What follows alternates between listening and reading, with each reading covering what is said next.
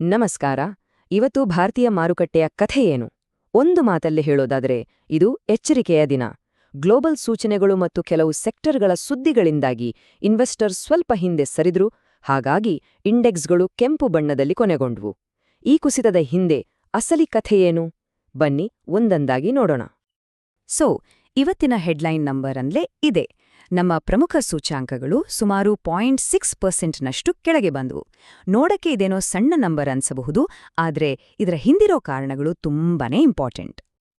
ಹಾಗಿದ್ರೆ ಇವತ್ತು ನಾವು ಏನೆಲ್ಲ ನೋಡ್ತೀವಿ? ಫಸ್ಟ್, ಮಾರ್ಕೆಟ್ನ ಇವತ್ತಿನ ಚಿತ್ರಣ. ಆಮೇಲೆ ಈ ಕುಸಿತಕ್ಕೆ ಕಾರಣವೇನು, ಯಾವುದಕ್ಕೆ ಲಾಭವಾಯಿತು, ಎಕಾನಮಿಯಿಂದ ಏನ್ ಸಿಗ್ನಲ್ ಸಿಗ್ತಿದೆ ಮತ್ತು ಕೊನೆದಾಗಿ ಮುಂದೇನು ದಾರಿ ಅಂತ ನೋಡೋಣ. ಸರಿ, ಹಾಗಾದ್ರೆ ಮೊದಲು ಇವತ್ತಿನ ಮಾರ್ಕೆಟ್ ಪಿಕ್ಚರ್ ಹೇಗಿತ್ತು ಅಂತ ಶುರು ಮಾಡೋಣ. ದಿನದ ಕೊನೆಗೆ ನಿಫ್ಟಿ 50 ಸುಮಾರು 25,202 ಪಾಯಿಂಟ್ಸ್ ಹತ್ರ ಕ್ಲೋಸ್ ಆದ್ರೆ ಸೆನ್ಸೆಕ್ಸ್ ಸುಮಾರು 82,160ರಲ್ಲಿ ನಿಂತಿತು. ಜಾಗತಿಕ ಆರ್ಥಿಕತೆಯ ಬಗ್ಗೆ ಇರೋ ಚಿಂತೆಗಳಿಂದ ಇನ್ವೆಸ್ಟರ್ಸ್ ಸೇಫ್ಗೆ ಮಾಡಿದ್ದೇ ಈ ಕುಸಿತಕ್ಕೆ ಪ್ರಮುಖ ಕಾರಣ. ಓಕೆ, ಹಾಗಾದ್ರೆ ಈ ಕುಸಿತದ ಹಿಂದೆ ನಿಜವಾಗ್ಲೂ ಇದ್ದಿದ್ದೇನು? ಯಾವ ಸೆಕ್ಟರ್ಗಳಿಗೆ ಇದರ ಬಿಸಿ ಜಾಸ್ತಿ ತಟ್ಟಿತು? ಬನ್ನಿ ಸ್ವಲ್ಪ ಡೀಪ್ ಆಗಿ ನೋಡೋಣ. ಅತಿದೊಡ್ಡ ಹೊಡೆತ ಬಿದ್ದಿದ್ದೇ ನಮ್ಮ ಐಟಿ ಸೆಕ್ಟರ್ಗೆ. ಯಾಕಂದ್ರೆ ಅಮೆರಿಕದಲ್ಲಿ H1B ವೀಸಾ ಶುಲ್ಕ ಜಾಸ್ತಿ ಆಗ್ಬೋದು ಅನ್ನೋ ಒಂದು ಸುದ್ದಿ ಬಂತು. ಅಷ್ಟೇ, ನಮ್ಮ ದೊಡ್ಡ ದೊಡ್ಡ ಐಟಿ ಕಂಪನಿಗಳ ಸ್ಟಾಕ್ಸ್ಗಳಲ್ಲಿ ಇದೊಂಥರ ತಲ್ಲಣವನ್ನೇ ಸೃಷ್ಟಿ ಮಾಡ್ಬಿಡ್ತು.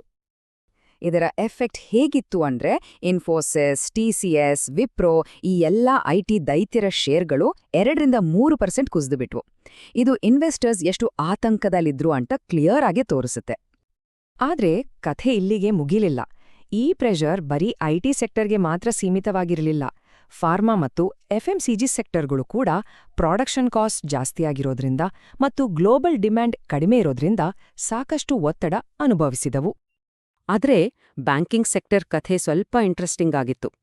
ನೋಡಿ, ನಿಫ್ಟಿ ಬ್ಯಾಂಕ್ ಇಂಡೆಕ್ಸ್ ಓವರಾಲ್ ಆಗಿ ಸ್ವಲ್ಪ ಕೆಳಗೆ ಬಂದ್ರೂ ICICI ಮತ್ತು HDFC ಅಂತಹ ಕೆಲವು ದೊಡ್ಡ ಪ್ರೈವೇಟ್ ಬ್ಯಾಂಕ್ಗಳು ಸಣ್ಣದಾಗಿ ಲಾಭ ಗಳಿಸಿದ್ವು. ಇಷ್ಟೆಲ್ಲ ನೆಗೆಟಿವಿಟಿ ಮಧ್ಯೆನೂ ಪಾಸಿಟಿವ್ ಆಗಿ ಮಿಂಚಿದವರು ಯಾರು? ಕೆಲವು ಸ್ಟಾಕ್ಸ್ ಸಖತ್ತಾಗಿ ಪರ್ಫಾರ್ಮ್ ಮಾಡಿದ್ವು. ಬನ್ನಿ ಆ ಸ್ಟಾರ್ ಪರ್ಫಾರ್ಮರ್ಸ್ ಬಗ್ಗೆ ತಿಳ್ಕೊಳ್ಳೋಣ. ಇವತ್ತಿನ ಹೀರೋ ಅಂದ್ರೆ ಖಂಡಿತವಾಗ್ಲೂ ಅದಾನಿ ಎಂಟರ್ಪ್ರೈಸಸ್. ಜಸ್ಟ್ 2 ದಿನದಲ್ಲಿ ಈ ಸ್ಟಾಕ್ ಬರೋಬ್ಬರಿ 9%ನಷ್ಟು ಜಂಪ್ ಆಗಿದೆ. ಯಾಕೆ ಈ ಭರ್ಜರಿ ಏರಿಕೆ? ಸಿಂಪಲ್. ಜೆಫ್ರೀಸ್ ಅನ್ನೋ ಗ್ಲೋಬಲ್ ಬ್ರೋಕರೇಜ್ ಫರ್ಮ್ ಕಂಪನಿಯ ಬಗ್ಗೆ ಒಂದು ಪಾಸಿಟಿವ್ ರಿಪೋರ್ಟ್ ಕೊಟ್ಟಿತ್ತು. ಕಂಪನಿಯ ಭವಿಷ್ಯ ಉಜ್ವಲವಾಗಿದೆ ಅಂತ ಹೇಳಿತು.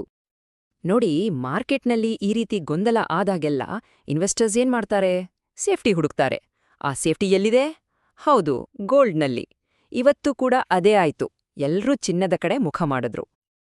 ಇದರ ರಿಸಲ್ಟ್ ಏನಪ್ಪಾ ಅಂದ್ರೆ ಚಿನ್ನದ ಬೆಲೆ 1,11,000 ರೂಪಾಯಿ ಗಡಿ ದಾಟಿದೆ. ಅಷ್ಟೇ ಅಲ್ಲ, ಬೆಳ್ಳಿ ಬೆಲೆಯೂ ಕೂಡ ಹೊಸ ರೆಕಾರ್ಡ್ ಮಟ್ಟಕ್ಕೆ ತಲುಪಿದೆ.